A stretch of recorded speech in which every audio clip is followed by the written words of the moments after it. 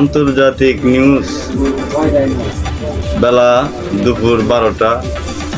আগামীকাল খবরে জানা গেছেন যে ঢাকা যে আন্তর্জাতিক বিমানবন্দর থেকে এক বিমান আমেরিকায় যাওয়ার পথে মশার সাথে ধাক্কা লাগিয়া বিমানটা বাস্ট হয়ে যায়।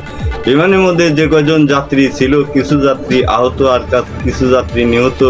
যারা আহত হয়েছে তাদেরকে ঢাকা মির্জাপুর হাসপাতালে ভর্তি করে দেওয়া হয়েছে। যারা নিহত তাদেরকে ঢাকা আজিমপুর কবরস্থানে দাফন করা হয়েছে। ইন্না লিল্লাহি ওয়া ইন্না ইলাইহি রাজিউন। আরও খবরে জানা গেছেন যে মশার কোনো ক্ষয়ক্ষতি হন নাই।